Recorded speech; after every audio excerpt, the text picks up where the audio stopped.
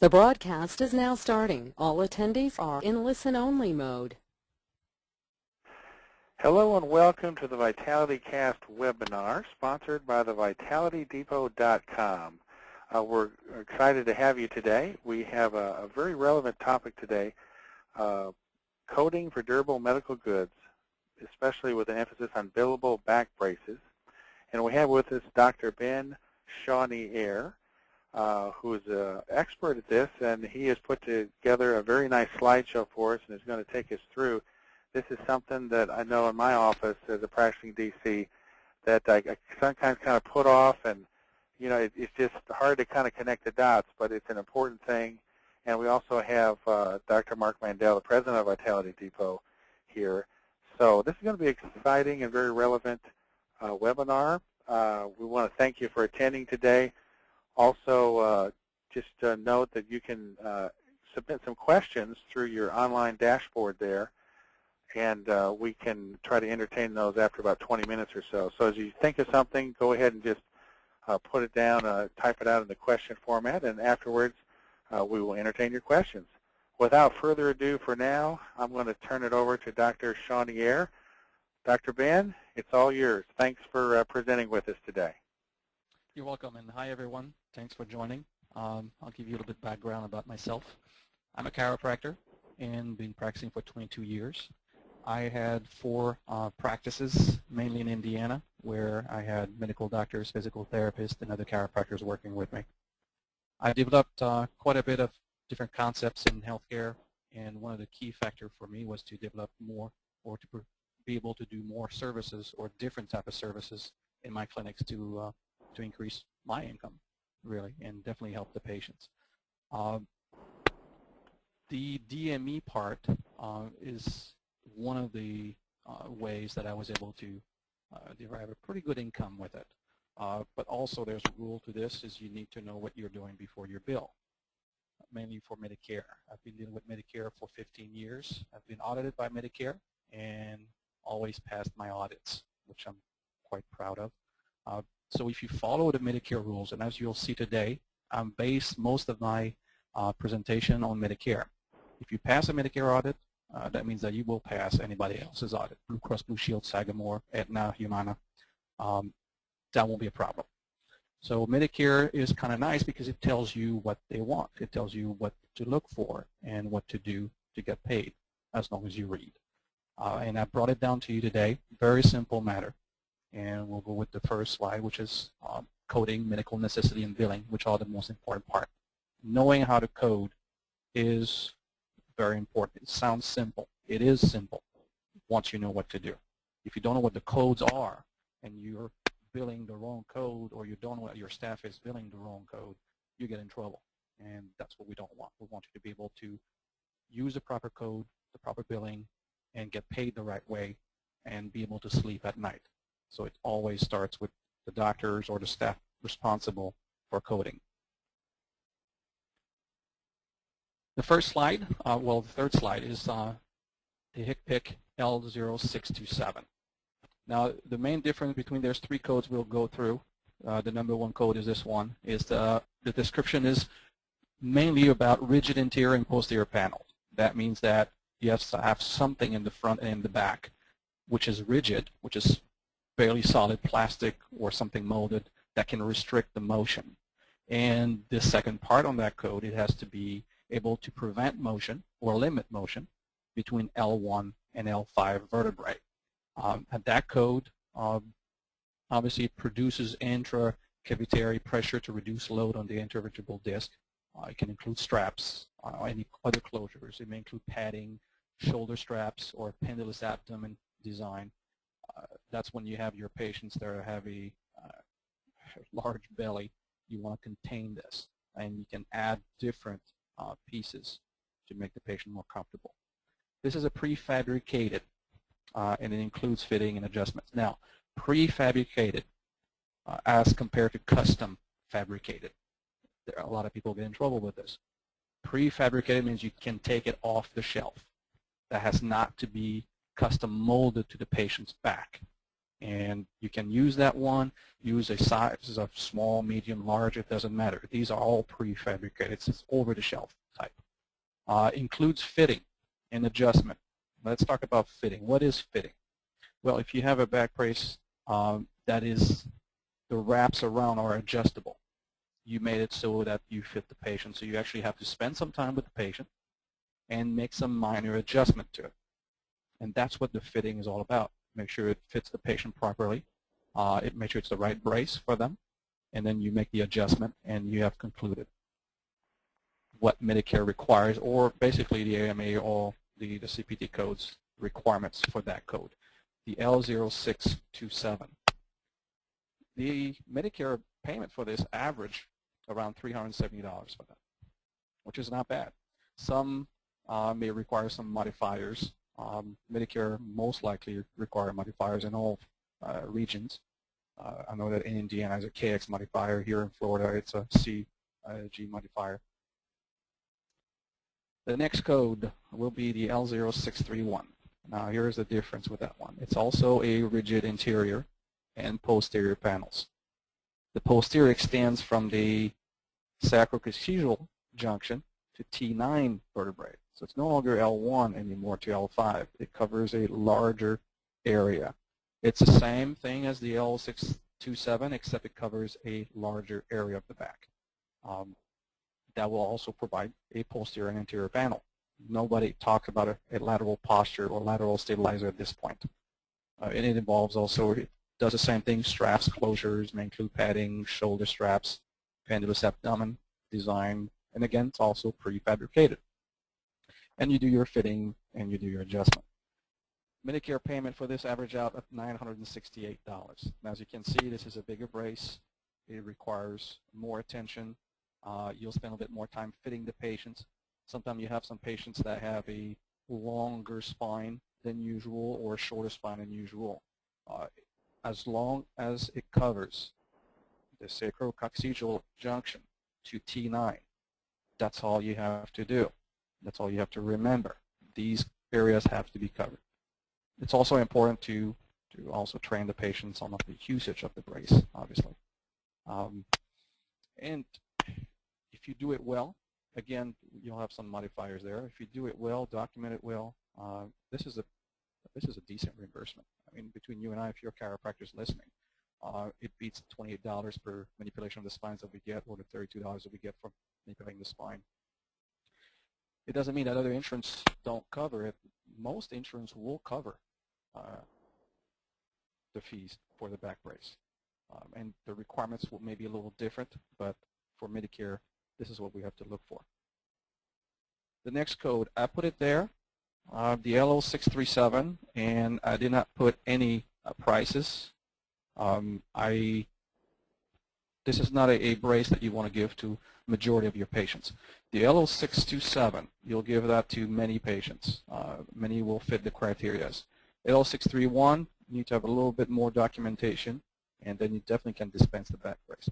Time to times, you will need the L0637, but the L0637 is a bit different. It's a sagittal to coronal control with rigid and anterior posterior framing panels. So at that point, we are extending with the sides to stabilize the lateral motion, to limit lateral motion. It also extends from the sacrococcygeal junction to T9 vertebrae. So the difference between the L0637 and the L0631 is the side panel that needs to be there to control or limit motion. Everything else remains the same. It is a prefabricated, includes fitting and adjustment. So I'll go back to the first one, which is L0627, which is from L1 to L5. Anterior and posterior limitation of motion. That's all we're looking for here. The 3.1 will be your, again, anterior and posterior panels, but this one extends to a longer area, the sacrum to T9 area. 6.3.7, you'll add your side control or limiting motion at that point. So far simple, straight through, no questions there. This is a very good service to provide to your patient as long as they fit the criteria that we described. Now, medical necessity. It's a big question. Who needs it? If you're like me, you look at your patients and you think, yeah, many needs it, but do they fit the criteria? Now, anybody that walks in your office has back pain, have difficulty walking, obviously we're looking at it as, yeah, this is a good candidate. But this is it. You have to look at all your patients and establish the candidates for the brace. Once you establish a candidate, then you look as far as do they meet medical necessity. And if they do, like God said, give it the patients. Give the brace to the patient. If they don't meet the criteria, again, please do not give that back brace to that patient. Medicare is very specific again as far as who would qualify for back brace. And I'll say this again, I go with Medicare rules because Medicare basically rules the insurance world today. So if you are following the guidelines that Medicare has established, you'll do well, you'll never have any problem. Obviously on this one doesn't apply just to Medicare only, be eligible for a defined Medicare benefit category. Be reasonable and necessary for the diagnosis or treatment of illness or injury, or to improve the functioning of a malformed body member.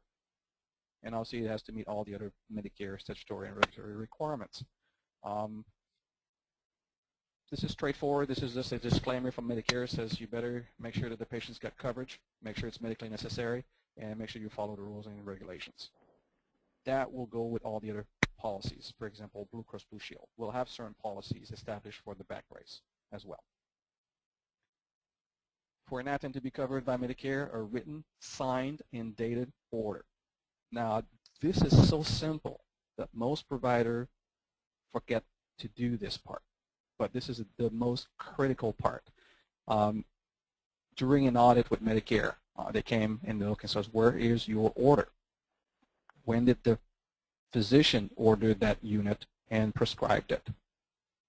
Jotting a note in your records is nice. I call it cute, but it won't cut mustard. And you need to be a little bit more proactive as far as to have a definite written, signed, and dated order.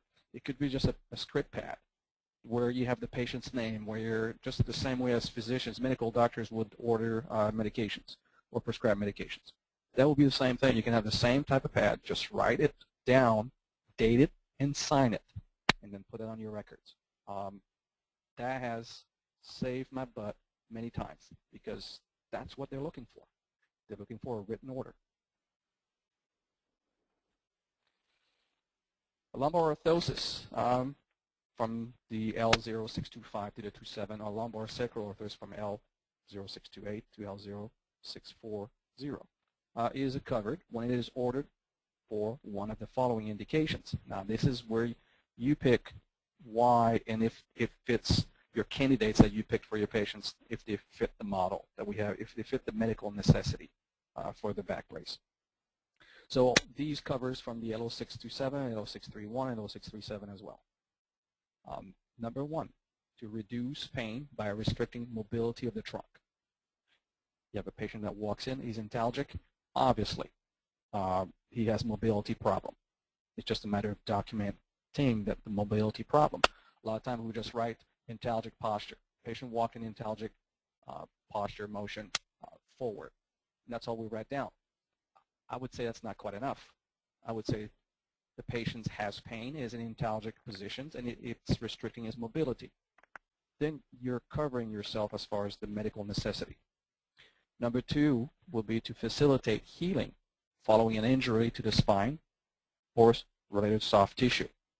Facilitate healing. Obviously, this is one of the criteria where the back brace does its best. If you limit motion at one point in time in their care, I would say the acute part, you definitely helping the healing part. If the patient is still moving all the time, then it's still stretching the soft tissue, the injured soft tissue area, and it takes a little longer to heal. So to facilitate healing following injury. Now, injury could be a car accident, could be a slip and fall, could be any of that sort, as long as it's properly documented. To the spine and or related soft tissue.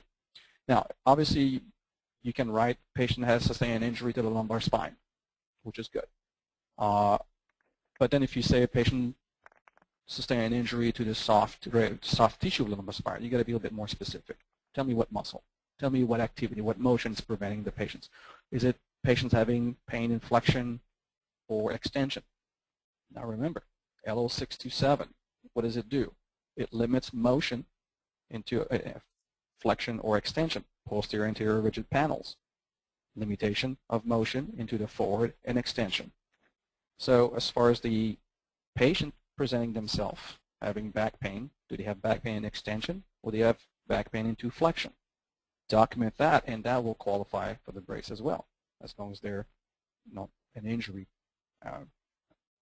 patient that sustained an injury. Then number 3, to facilitate healing following a surgical procedure of the spinal or related soft tissue. Obviously, that doesn't pertain to us chiropractors or to physical therapy, unless if the patient comes to see you after a surgical procedure. But if they have a surgical procedure of spine, most of the time their orthopedic doctors will have prescribed them a back brace as well. Important to, before you give a back brace, ask them, do you have a back brace? Do you have any support? What type of back brace do you have?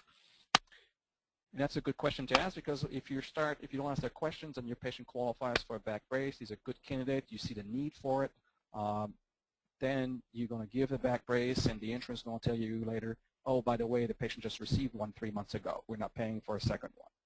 And that has happened. So you want to make sure to ask your patients, did you get a back brace before at the hospital or to your previous treating doctor or previous treating chiropractor or physical therapist? It doesn't matter where they got the back brace, because chiropractors, physical therapists, and medical doctors can all prescribe back brace, and they will get reimbursed for it. But insurance just hate to pay for 2 or 3 of the same item. Then the number 4, as we go down the list, which this is my favorite one, to otherwise support weak spinal muscles and or a deformed spine. This is like, okay, I mean, it's almost everybody that walks in your office, right? I mean, most of them will have spinal weaknesses if they got injured, if they got back pain. Something has happened to them, as long as it's documented. Or a deformed spine. You can have a scoliosis that is symptomatic scoliosis. If you have an asymptomatic scoliosis, obviously there's no reason why to give a back brace. But if there's symptoms caused by it, then definitely. Another one is a spondylolisthesis, symptomatic spondylolisthesis. If it's asymptomatic, then there's no reason to give the back brace at all. But as long as you see where we're going at, is documentation is very important. What is the case? What is the candidate the patient has that would qualify you to give a back brace to this patient? Then we have medical necessity form. Now, this is definitely, nobody says that you need to have a letter of medical necessity. This is not a requirement by any insurance policy. It's not even a requirement by Medicare to have a letter stating the medical necessity of it.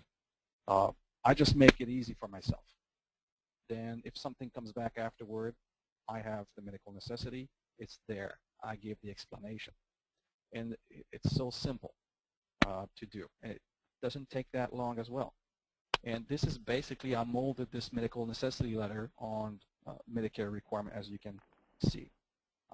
This LSO has been prescribed to the above referenced patient and is reasonable and necessary for the diagnosis or treatment of illness or injury or to improve the functioning of a malformed body member based on the following. There I would give a patient history of what actually happened. Patient got hurt. Limitations of motion is important because it caused pain during flexion or extension or any other reasons that you can see. Muscle weaknesses. Then I check mark the indication.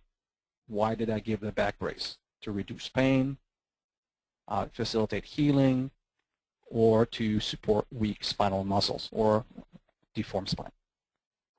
Then below would write down as far as the patient has been fitted and instructed in the care and maintenance of the lumbar orthosis on which date. That's the date that we give the back brace to the patient and to take home. That way that you've done all your due diligence, you've crossed your T, and dotted your I's, and being in the record, it's official. You have it done right there. Billing. Now let's recoup a little bit. Now we know the codes. Now LO627, LO631 will be the major ones you'll be using. Occasionally you may use LO637, but not very often. It requires really an extreme situation to give that patient a back brace. then we got the medical necessity down. As long as it's documented. You have a script, you have your letter of medical necessity, and then you can, I would say now you're ready for the billing part of it. These two other steps have to be done. Only then can you go for the billing. One of the things that I do with all my patients, and I'm sure most of us do, most of you do, is you do verification of insurance when your patient or your new patient comes in the office to see what kind of coverage they have. It would be a mistake to give a patient a back brace, cross your finger, and hope it pays. You'll be surprised many times. The insurance companies don't like to pay. But if you do your insurance verification ahead of time, then obviously you'll know if you'll get paid or not. I call the insurance, it could be Blue Cross Blue Shield or any other insurance company, and you call and you say, what is the coverage for this specific code? I just don't say back braces or orthotics or whatnot. I go for the code. I say, okay, what is the requirement for the LO627 specifically? And they should be able to give you a straight answer. Most of the insurance, like Blue Cross Blue Shield, may take you a half hour to get them on the phone. Other insurance are a little bit quicker. Some of them you can look online, but I always make a point to call to find out exactly what they cover. So after calling, then you'll know.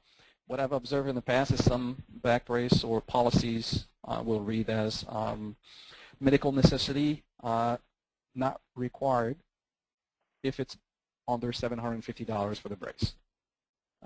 Over $750, then you need to pre-authorize the back brace. If you got to pre-authorize the back brace before you give it to the patient, which happens more and more now these days, you call the insurance, then you have your script, then you have your letter of medical necessity, and you forward that to them, and you get the pre-approval, and then you can bill after that, once you get the pre-authorization done back from them. Otherwise, if you don't have the pre-authorization done, you can bill it, or you'll never get paid. That's why the insurance verification is so critical to do before dispensing anything to anyone. Many, when you have an item that actually it's costing you money, it's an overhead, you want to make sure that you'll recoup at least that overhead. Or if you're so nice, just give it away and see what happens.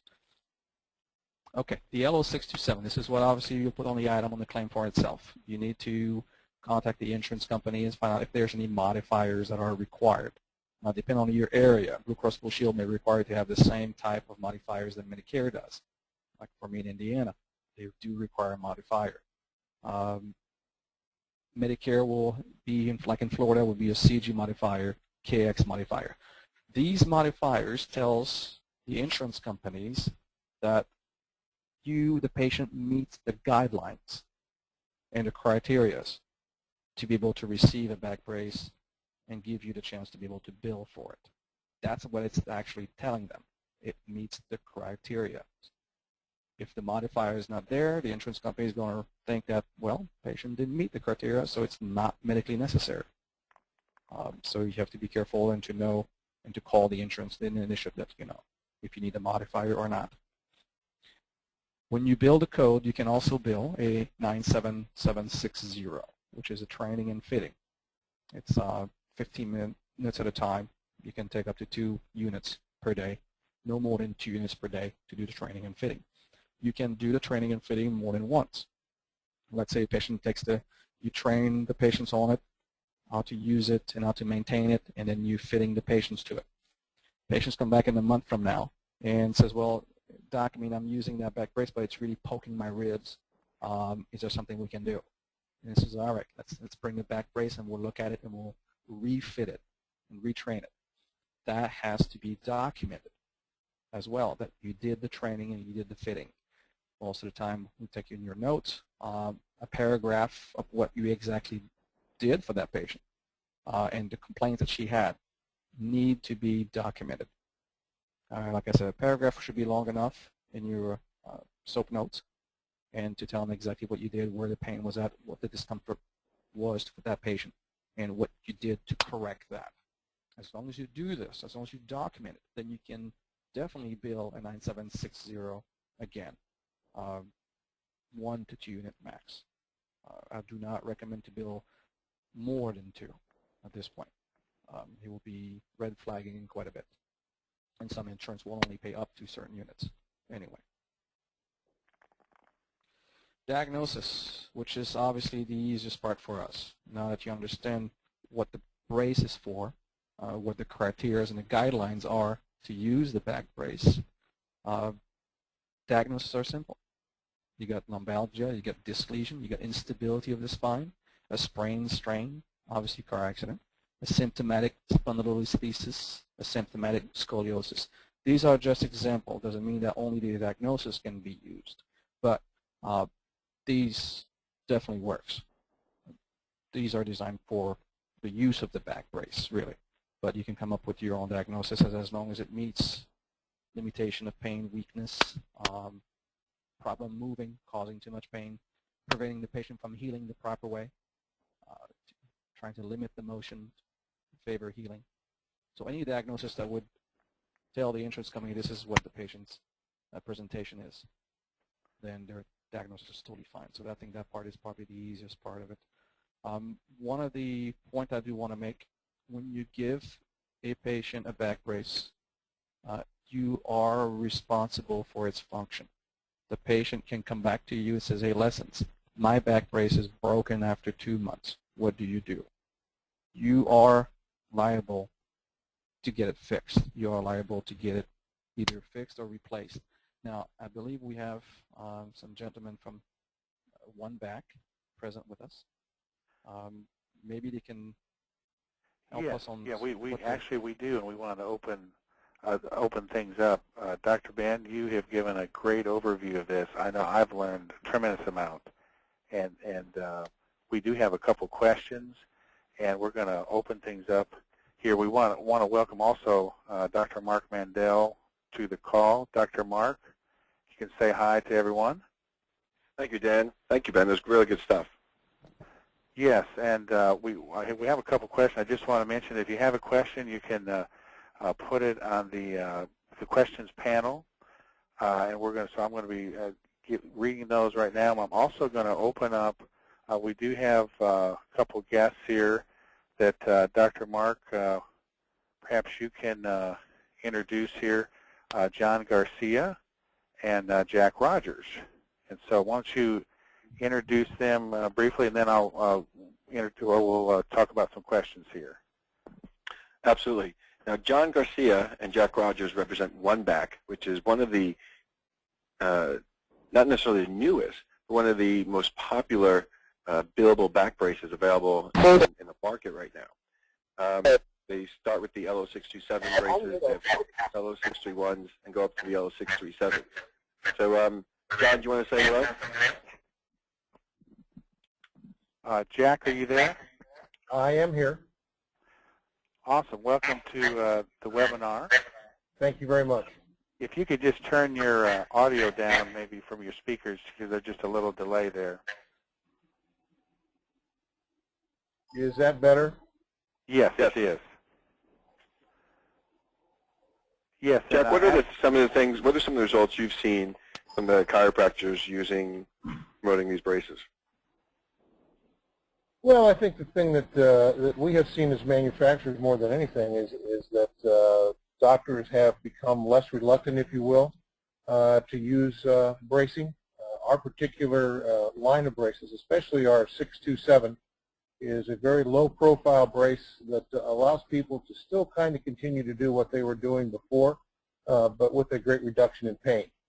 If you play golf, it's a good thing to have with you just in case, riding bicycles, gardening, playing with grandchildren, whatever the situation would be. It does lessen the stress on the muscles and just kind of lets you live your life a little more normally than you might be if you didn't have a brace to use it with. Excellent. About how many braces does the average chiropractor end up providing to their patients on a given month? Well, it kind of varies. I'm in Ohio. It varies by, how do I put this gently? It varies by the doctor themselves. If they understand bracing, if they believe in bracing, if they want to use bracing, I have doctors that are using 2 or 3 a week. If they use it just because they kind of think about it, then the number is less. My good accounts are probably buying between 10 and 20 a month. They understand the billable part of it, that it's good for the bottom line of the practice.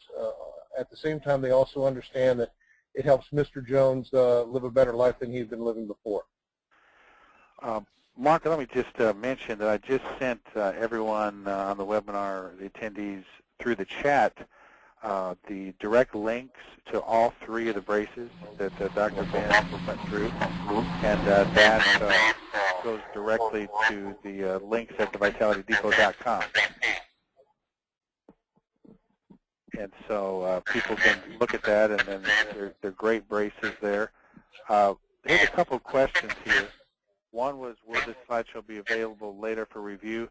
Yes, in the next 24 to 48 hours, we'll be sending you a link with the archive. This has been recorded. Again, somebody's audio is on. And so that will be available. And you can always go to vitalitycast.com, vitality then CAST.com. Okay, here's a question from another Dr. Ben, it looks like. He says, CMS on 8/15/11 updated their ordering or referring providers for DME to exclude chiropractors. For now, Part A is implemented with warnings. Part B will deny payment from referrals from DCs. How will this affect us? Correct. Well, obviously, Medicare, the only thing they pay is manipulation of the spine. You're correct. Medicare will not cover chiropractic if they order it whatsoever. Now, anyone, if you're familiar with billing for Medicare for DMEs, you need to have a Medicare DME number to where you can bill.